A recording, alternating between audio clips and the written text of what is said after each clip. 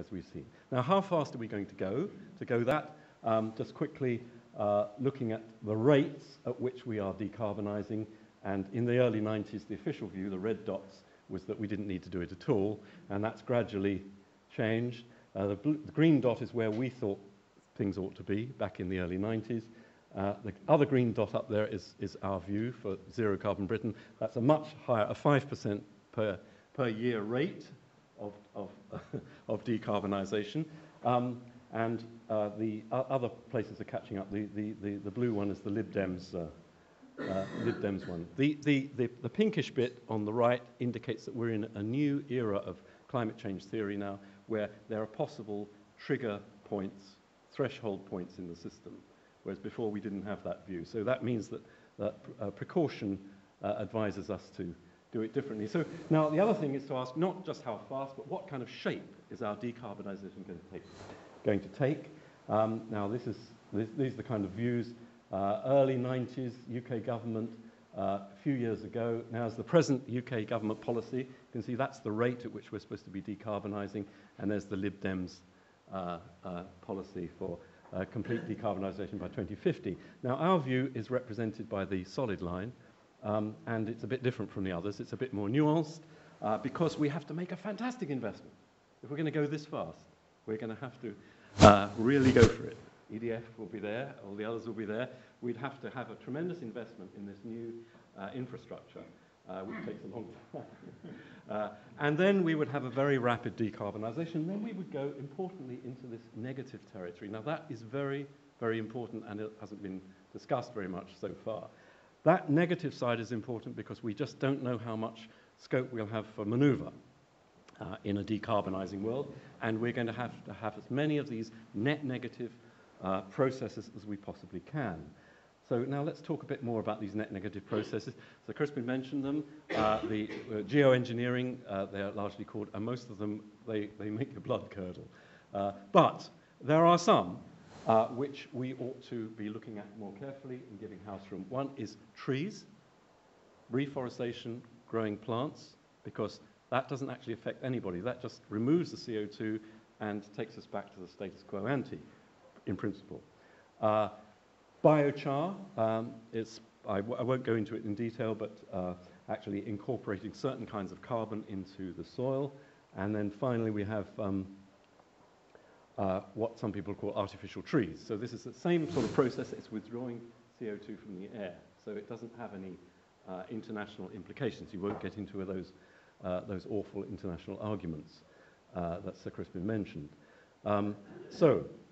Just to quickly, the artificial trees idea has been at the centre of a very important proposal put forward by the Institution of Mechanical Engineers. They've got a really quite comprehensively worked out decarbonisation plan, and it involves using, yes, windmills, nuclear power, carbon capture and storage, the whole lot, along with these, you can see these big towers here with the funny things and these funny flat shapes. These are all carbon capture devices. They're mopping up CO2 from the air, and it's being collected, and it's being put somewhere. They're not, we don't know yet where that's going to be, but anyway, it's going to be put somewhere. Anyway, now this is a serious thing, and we should be doing research on this kind of thing. However, our program, we've decided we'll only go with existing technologies. We're not going to do this speculative thing, although we realize it ought to be done. So our scenario to keep the lights on is fully decarbonised, and it has an electric system. I think we're all moving towards that now. We know how to decarbonise electricity, so we can have a national system. And we have actually decided to do it without using carbon capture and storage or nuclear power. And we still make the figures and stack up. But if you did have those, it would make it easier. So it's a rather conservative. The transport system is largely electric through the system. And of course, that's all part of the balancing. We've got what Mike mentioned as the vehicle-to-grid systems. So the actual transport fleet is actually part of the energy system. Lots of heat pumps, of course, to help make use of electricity. Okay. We've run this through various energy models to see whether the lights do actually stay on, and they do. We've got a very good rating from the Loughborough model, so we're very pleased about that. That's good. Right, but we are a bit short of what they call dispatchable fuels, actually things that you can say, here it is right now. You can't say that about wind or sun because you don't know it's going to be there. So we are a bit short of that in the model, and we do need some backup for times when the renewables collectively aren't producing enough. And for combined heat and power, we need some of that. And we need aviation fuel. You can't run airplanes off electricity. You do need some fuel for that. And people are talking about hydrogen, but actually that is pretty tricky on planes. So we think we can produce enough aviation fuel from the model. So we're trying to do that. Now, these things mean that we've got to have biomass for energy in order to do that.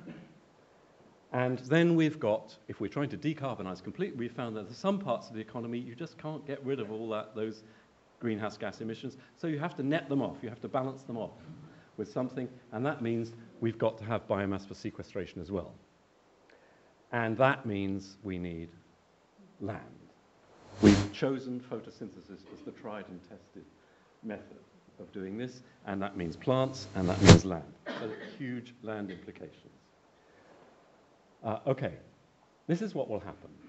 Is things like this, which are decarbonization processes, under a decarbonization scenario which will be driven either by regulation or by pricing, what will happen is that they will attract credits. So if you want to do without your land, you'll get rewarded handsomely. If you want to do things like this, you will find there will be penalties. It will be expensive to do those things. Now, the net result of that in ordinary economics is that the ones at the bottom will tend to be displaced by the ones at the top. That's just ordinary economics, if you've done the price. So that speaks a big revolution in land use. So, I mean, here we are speculatively. This is the sort of thing that will happen. At the moment, carbon price is about 10, 15 pounds per tonne. That's completely derisory.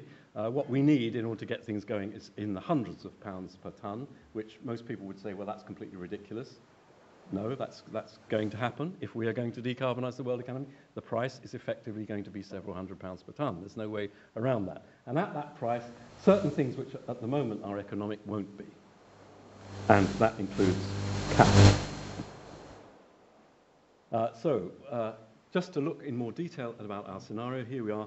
We've got on the right, that bar there is the positive emissions from the land use sector, balanced by some negative emissions from the land use sector, which you can see on the left. So you can see from the land use sector, the biggest bit is grazing livestock. And then the pink bit is the non-grazing livestock. The green bit is the crop production, and the other bit is the purple bit is the imports. So we've got a big net emission from the land use sector.